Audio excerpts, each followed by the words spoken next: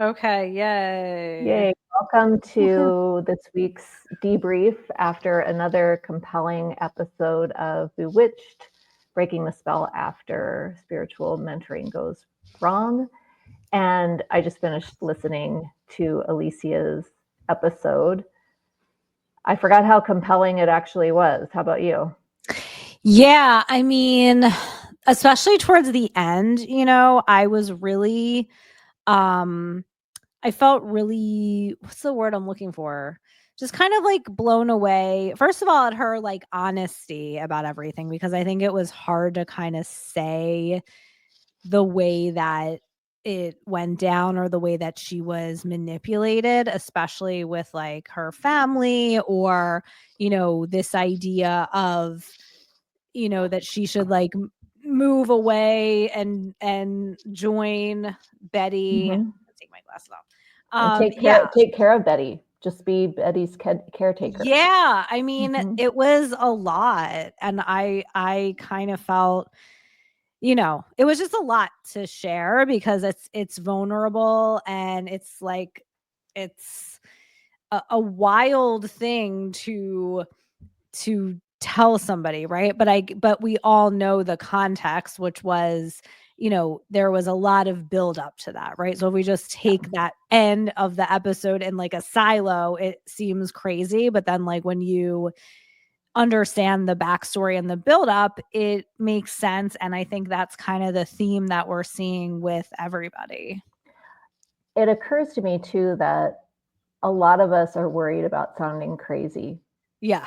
when we tell these stories. And you and I both know, with our backgrounds in therapy, counseling, psychology, that how well somebody tracks in a story is an indicator of their actual mental stability and well-being. Mm-hmm. And so one of the things that I admire and respect about Alicia and Gia and everybody, you and me and everybody who's been doing this, is that we track so well because we can, even though it seems like an outlandish story to tell, it's very grounded in reality and in our perspective, and I think that's really an important thing. And for I love Alicia, and I think that her bravery and her willingness to stand up and say exactly what happened, what her perspective was, is very, very commendable. Yeah. For the people who I've been hearing from Mm-hmm. behind the scenes, and I know that you've been hearing from a lot of people too, these stories have been, I think, very, very healing for those who have worked with somebody like Betty or Betty specifically.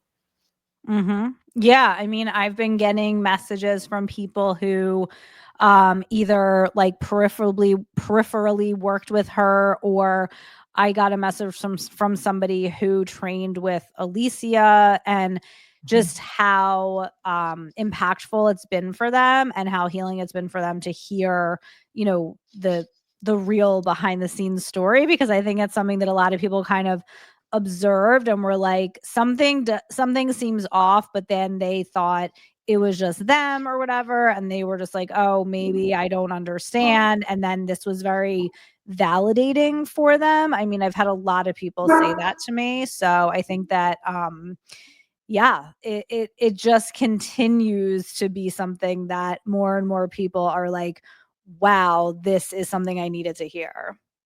For sure. One of the things that stood out for me about this particular episode with Alicia is when she shared that she had gone to a trauma therapist right after she returned from her many, many days of being embedded in this.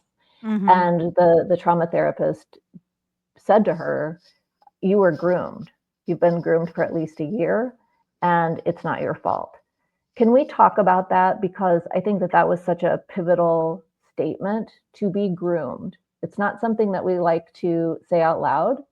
And it No. certainly isn't something that I like to admit to, Yeah. because it gets at something like very core to who I am. And I'm sure with Alicia, she would say the same thing.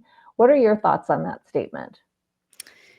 I mean, yeah, it felt shocking, I think, at first to hear that. But I think if we look at like what is the definition of being groomed, I think it would have checked all the boxes, right? And I don't know exactly what that is. Maybe you're looking it up now, but Oh, you know I am.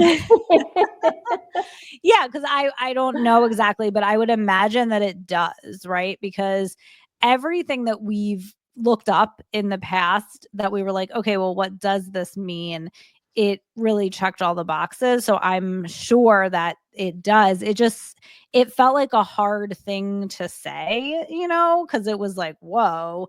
Because, I think when we think of grooming, we also think of like children and perpetrators and, somebody exerting their power over somebody who has less power and manipulating them and, gradually getting them to a point where they say yes to something that, normally they wouldn't say yes to.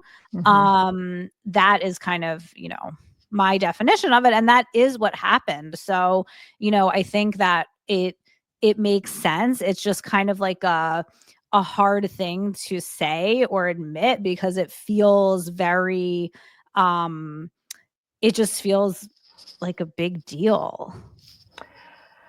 So, yeah, there are a lot of definitions. I'm just scrolling through some that are sort of compelling right now. Signs of grooming, that somebody shows up, the abuser shows up not as they are, but they call it catfishing actually sometimes in the online space. Yeah. But it's also predatory. And it's basically, oh, I'm not doing a very good job, guys. Sorry here. There's so many different, like, are you kidding? Like, there's so many different meanings. Yeah, because I think there's like different contexts for it.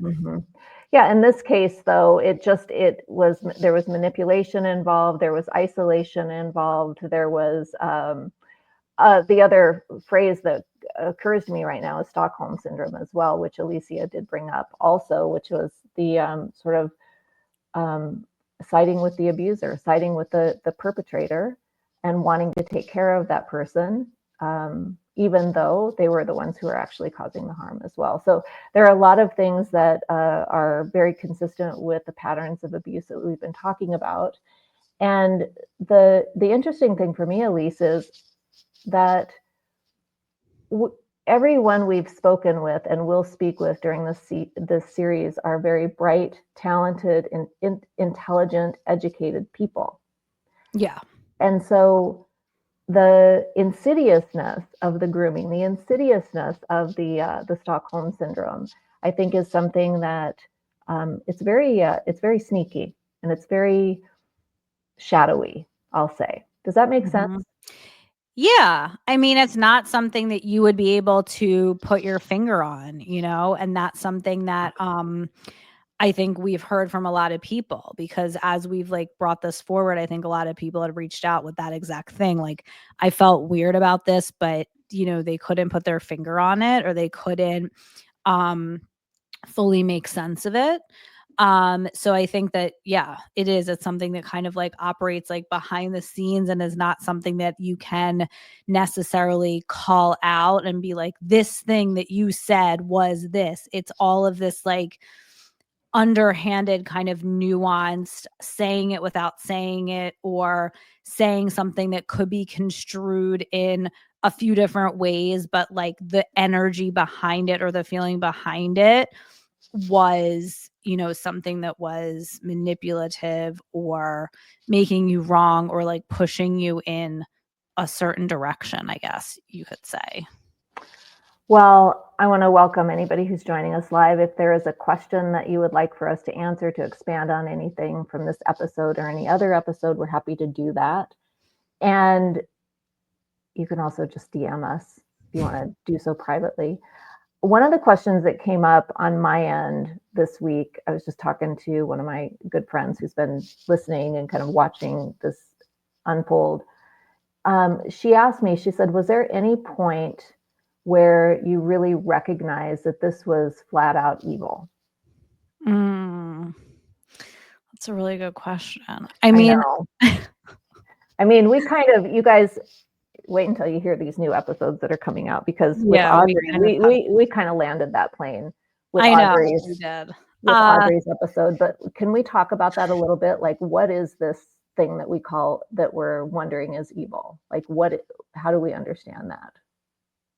I know that's a really good question. And that was something that I didn't really necessarily think about. And for me, like it's been a long process of like putting the like connecting the dots, you know? So it was never something that I thought about in those terms. But then when it was brought forward in one of our conversations before, you know, when we really look at what some of the things that were going on, and the way that I described it was just kind of like a lower frequency, kind of like parasitic energy. And if we're looking at, you know, the vibration or the energy of that, I would say it's consistent with evil, you know, if that's what we're calling it. I think it's just like the way of operating was very like low vibrational because it was feeding off of people's like trauma and fear, and then like trying to traumatize people in order to manipulate them or create like a bond with them, which is another pattern that we really were able to solidify over this time that we saw with everybody, that I don't think we fully were able to see that in the beginning. The bond that was created through the traumas, is that what you're talking Yeah, about? Yeah. exactly, like Mhm. traumatizing people through like saying things that, you know, she saw happen to you that were very traumatic, that you didn't have any knowledge or memory of, that most likely didn't actually happen, that she was telling you that did, and then that created a trauma response. And then like the bond was like, "Oh, well, don't worry, I will help you like heal this thing," when Yeah. really it didn't actually even happen. And that was something we saw with a lot of people. Yeah, I mean, it's we know in therapy, you don't bring something up unless the client brings it up. And then we also have to look at what is the benefit? How does this benefit or support the client if we are going to bring something up around abuse or trauma or whatever? And I remember having early on in my training, having a conversation with one of my supervisors because I got very clearly, intuitively, something that was going on with this person. And I never brought it forward because what was the point of it? Right. But that Exactly. was a supervisory conversation and a decision that I made that just was the right thing to do. I know in that case, and I don't think. Well, I know for sure that there was not that level of professionalism or care for somebody's spirit and their psychology. A lot of times when things were brought forward that were traumas unbeknownst to us, and they may have been implanted in memories, they may have been false memories, they may have been in the Akashic records. We don't necessarily know where it comes from, but it all had the kind of manipulation of psychology, I think, at that point as well. Mhm. Yeah. For sure, and it was just no matter what way you slice it, it was not appropriate. So I think we can just, like, agree on that. Like, Yeah. anybody just observing from any perspective would agree on that. For me, I never, when I was answering my friend's question about did I ever really really see it as evil while I was in it, and the answer is no. And I was thinking about why is that? Because one of the things that my second part 2 is coming out this week, and so you guys will hear this, but one of the things that Elise did during this episode is she asked me what was my end point, like what was the point where I was done. And I kind of got at it, but I didn't get at it. And so when I was reviewing the question that my friend asked me about, did I ever think it was really evil? I went to what was my I'm done moment. And that was after I had returned home to the farm.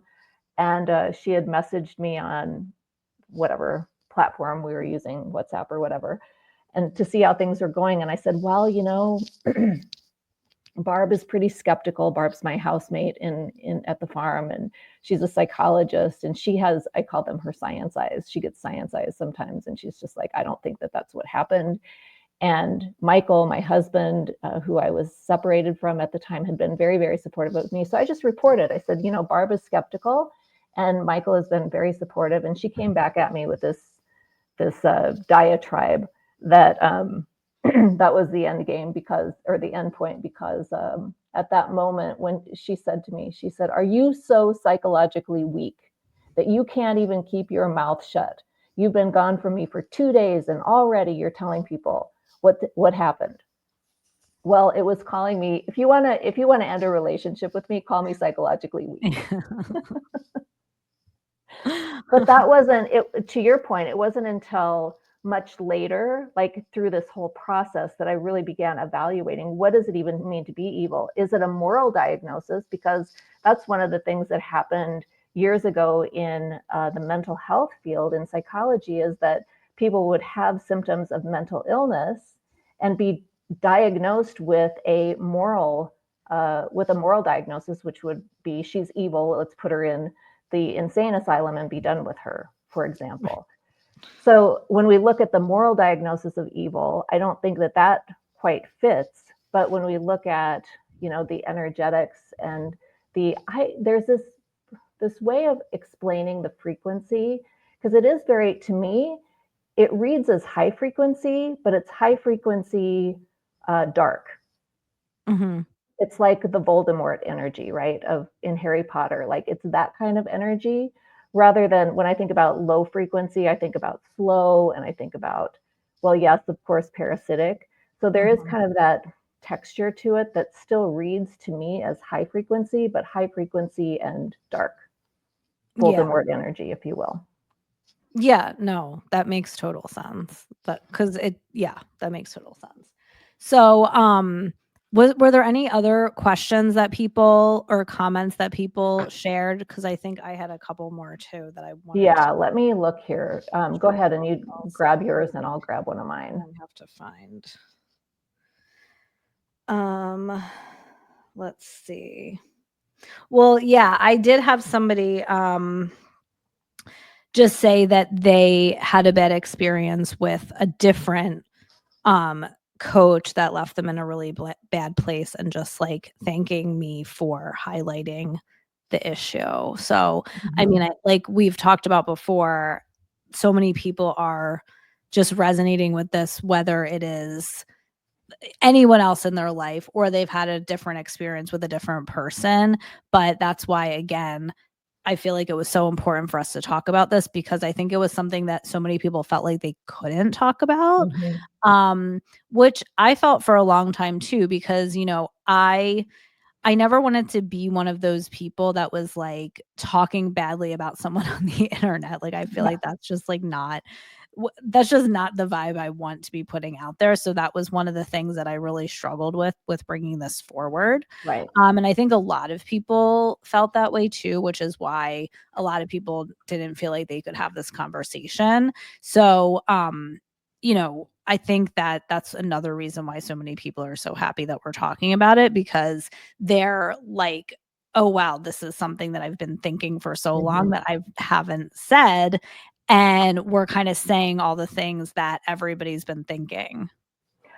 I agree. And that is the kind of feedback that I'm getting to. I wanted to read this in part, this conversation that I've been having with somebody who initially reached out to me after listening to your episode, the first episode, and just said, thank you for doing this. And, sort of relaying the context that she had worked with Betty in the past. And so then she responded again after listening to Alicia's, and she just said, I'm reaching out to thank you again for making the decision to tell your story on Bewitched. She said that let me just see here. She said, parts of me were rearranged by experience with her. And I honestly don't know if I'd been able to figure some of the things out without listening to the stories of you incredible women. To have been deceived for so long is shocking to me. And she said that she's learned and healed by listening to our stories. She's put some pieces together that she wasn't able to really make sense of until we get kind of this big tapestry that we're putting together. And I don't know about for you, Elise, but this has been kind of nonstop on my mind since we released the first episode, just just waiting for all the puzzle pieces to drop in so that we can come to a some sort of resolution, and also understand what the way forward is as well. Yeah, and I feel like we have really done that, Mhm. now that we're kind of have done all the interviews, and I am, like, really excited about it because I didn't know that we definitely would. Like, I knew that our objective was, but I didn't necessarily, like, know where we would land, and the fact that and it is really interesting because I notice this with my clients a lot too, especially my private clients, like, we'll set an intention for like, okay, this is what we're going to create in this amount of time. And then as you kind of go through the process, you almost lose sight of that, or you just stop thinking about it so much and you just kind of continue forward, moving through the stuff that comes up and walking through the feelings and the trauma and all of these things. But then what I find is all of a sudden it's like we're almost at the end or we're close to the end and like that thing happened. Like we got there, but it was like we didn't you did almost didn't even realize it. And that's kind of what happened here too, is like all of a sudden, on our last interview with Audrey, it was like, oh my God, we just answered the question. Mhm. Yeah. Yeah, it was really cool to have that moment in Audrey's interview. And then we have somebody who worked with Betty for a long time previously. So we've got some historical information coming forward in one of the last interviews we're going to be doing. And then we're going to have our wrap up. Yeah, which Whew. I know, I'm excited. Yeah, no, it's been really so many things, so healing, so it just has created this like deeper understanding and also just like bringing this out into the open, I think is what has just been so incredibly important, and also for people to not feel like they're alone in these experiences that they've had, however like small to large, because I think there's Mhm. people who've had kind of the whole gamut of experiences, not just with Betty, but in their life that could be, on the smaller end of just like, manipulation or feeling, like they're someone's trying to overpower them or whatever, all the way to, the most extreme. And I think that being able to talk about it is really important. And that's why I think we're hearing why so many people have gotten so much out of it. I mean, it's been really incredible, and I'm so glad that we made the decision to do this. I couldn't imagine doing this with anybody but you. And do you know what I mean? Like, Mhm. I couldn't imagine doing it by myself. I think that there is, No. yeah, there's just a strength that comes forward in this collaboration, not just between us, but in all of the women who have been participating in the interviews and have come out, privately to each of us and have said their own experiences with Betty and others. Because that's one of the things that has occurred to me is that everybody's got a Betty, whether Mhm. it's the women who I work with in tech and healthcare, they've got Bettys in their lives. Maybe, do you know what I mean? Like Yeah. there are just people in this world who manipulate, dominate, have their own agendas, and then there are the empaths and the spiritually intelligent leaders who believe that people are good and people are who they say they are. And I think that one of the biggest things that has come out of that for me is really looking at what are the red flags? What are the red flags? And then also to not second guess my red flags at this point in my life. Yeah. And I think that was one of the biggest things we saw with so many people was like because she presented herself as kind of this like all-knowing figure that everyone did kind of gaslight themselves and they Yeah, for didn't sure. listen to their intuition. And that's one of the patterns that we've seen pretty much across everybody that we've spoken to. So I think that's like one of the biggest things that I would say is a takeaway is to like really listen to your intuition and listen to like if something feels weird then it's weird. For me too, I think because I've studied channels and intuition and consciousness for as long as I have, what I'm still putting all the pieces together. But one of the things that we talked about in this episode is how Betty started talking about the difference between a channel and a host. And of course, what I've learned since then is that, and this is classic, you've heard that old saying, when you point the finger at somebody else, there's three pointing back at you. And Yeah. so there were times, and there have been times that I can look back at where there was a lot of finger pointing going on, that I ignored those three fingers that she was pointing at herself. And Yeah. so even with the conversation about, or the information, I'll say it wasn't a conversation, the information about the difference between a host and a channel. And that really stands out for me as a key piece in understanding how to differentiate, Yeah. especially in this world of channeling that we live in. And that when I don't remember when we talked about throwing the baby out with the bathwater. Was that last week I on this? think that was last week. Yeah. Yeah. This Yeah. this idea that, well, I can't be fully in my gifts because I don't want to be misconstrued, or because this whole experience has left a bad taste in my mouth, and I'm not sure how to fully express myself now, given this information or given these experiences. And Yeah. can I trust my channel? Can I trust myself? Can I trust my psychology? So those are things that I think people are still working through and developing new relationships with their intuition. I know that for sure I am, and I think that you would say the same thing. Do you have any thoughts about that? The either the differentiation between the channel and the host, or anything around the discernment of the intuition?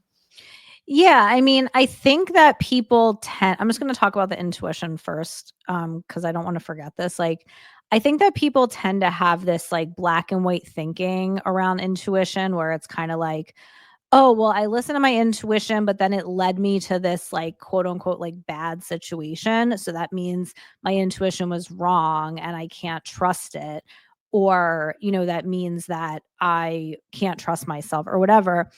And it's not usually that black and white. Like, I think that sometimes our intuition can lead us into a situation that is quote unquote bad or challenging or whatever, because we're meant to have that experience to learn that lesson, or that's going to inform how we move forward in some way. So I don't think that that's necessarily bad.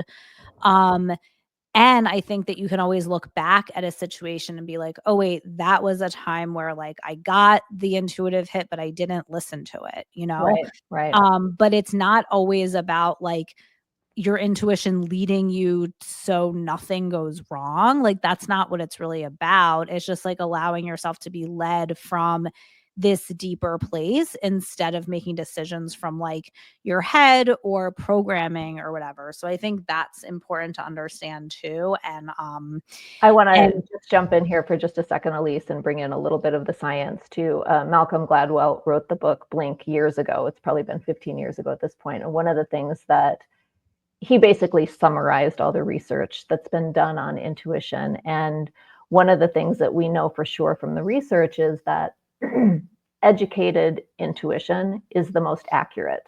Mhm. And Yeah. so, how do we get educated though? We have to go through trials, and we have to try things out, and we have to make mistakes. That's part of being human. And Yeah. eventually, over the course of our lives, our intuition becomes more and more and more refined and discerning, so that we can pinpoint, we can be very, very accurate with our intuition versus um, effing up, for example. But I Yeah. but I also think too that I always look at, even if I when I follow my intuition and something screws up, there's also got to be some kind of gift or lesson in there that I can take from, and that I can grow, and that I can become more psychologically mature and even a better leader. So I think that's one Exactly. thing about the intuition, that we have this like kind of knee-jerk response of, oh, I can't trust my intuition. Well, it works differently. It operates differently than the intellect. Yeah. Yeah, and, like, honestly, like, if we didn't have this experience, we wouldn't know that this exists really. Like, we might have a vague idea of it, but we wouldn't understand it in the way that we do now, Yeah. so that we can move forward and create in the way that we are now. So I think that it all serves a purpose. Does that mean we don't want to help people to prevent this from happening in the future? Not at all. But it's also like just knowing that there is a reason why things happen from a larger perspective. And just Yeah. to touch on like the channel versus host thing, I think that, you know, this is very subjective. I think that a channel is simply just like you tuning into the information that wants to come through you. And again, channeling, even if you are tapped into something high frequency and something that is, of a greater knowledge than you, it's first of all, it's always going to be filtered through your own biases and your own experiences and your own perspective. Which is fine. It's just important to be aware of that because I think that there's been a lot of like people who, channel certain beings or whatever, and then, they get put on a pedestal as like everything they say is right or the truth or whatever, but it is always filtered through that person's bias. Mhm. And then the second thing is, again, it's like a perspective, right? So for example, like I was always super into Barbara Marciniak, who channels the Pleiadians, who I love, but she has a very specific perspective, and like there are some things that like I love so much and I resonate with, and other things that I'm like, oh yeah, that thing that she says, like it's not a thing that I particularly resonate with, but I'm not sitting there and just taking every single thing as the truth. And I think that's important also. Um, Especially when engaging with that stuff. And then as far as like the channel versus host thing, I mean, to me, like a host situation, and then we talked about this on the podcast, is more like that parasitic energy where it's Mhm. like looking for somebody to like feed off of. Versus like a channel is literally just you like being in your power and tapping into something greater Yes. to bring it through. So Yes. to me, that's the difference. It reminds me, I've put out the spiritual intelligence codes about a year and a half or so ago. And one of the things that came through as I was putting that information out is that our channels are benevolent. Our channels will never do something in our bodies or to our minds to harm us in any way. Channel being highest um, point of actualization or your higher self, I would say, is Mhm. probably the best.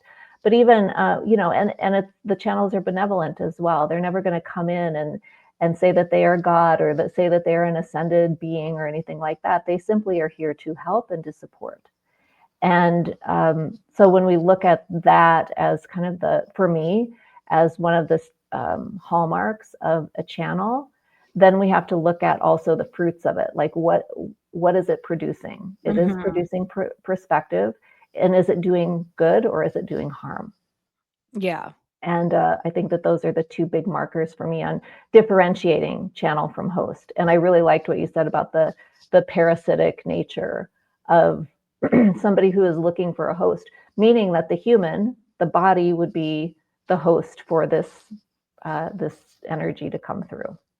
Right. And also, I think one of the things we really touched on in all the episodes is like, how was any of this helping?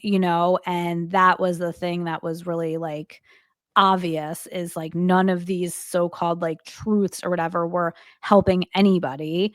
If anything, they were hurting people. So I think that was like the conclusion we ultimately came to. Yeah. Did you have any other like questions or anything from people? I think really everything I got this week was more like just thank you and that kind of thing, and this really resonated and that kind of stuff. So I didn't get any like actual questions. No, the only one that I got was, how was there ever a point where you really understood that you were like face to face with evil? And I think we're still uncovering and unpacking that one. But that I think that will, in this episode with Alicia, we talked a little bit about that when she and I and Betty and this other woman were in France together on the other side of the retreat after the retreat was canceled. And there was a point there where I just felt like we're never going to get out of here. I really felt like Mhm. we were standing at the gates of hell. And there was this level of desperation. Was I desperate? I would say more hopeless. Like there was like a level of hopelessness, like how are we going to get out of here? And that's actually when I started praying. And that for me helped me turn the corner. And I think it created some momentum to get us moving again and get us on our way to the next destination, which I will be sharing this weekend. Which we'll hear this week. I'm so excited for it. So anything else before we like complete this week? I don't think so. I just love doing this with you. And Me too. the thing that I've really loved is just the connections that are coming forward, and the people who are simply coming forward and saying thank you and appreciating what we're doing. The encouragement is really, really important.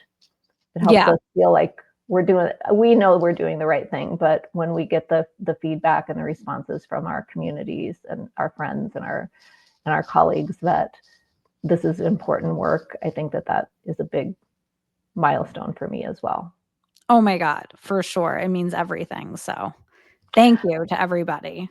All right, everybody. Well, new episode this Thursday. You can find it on Alicia's podcast, Reclaiming Consciousness. My podcast is Sheology by Dr. Robin McKay. If you have found this helpful, one of the things that would help us a lot to spread this message is for you to leave reviews on our podcasts if you feel inspired to do that, and to also share it with others, because this truly is the grassroots. This is the message is spreading, and we just want to help more people with the messages that we're sending around when spiritual mentoring goes wrong. So thanks for joining us, and we will see you next week. Thank you.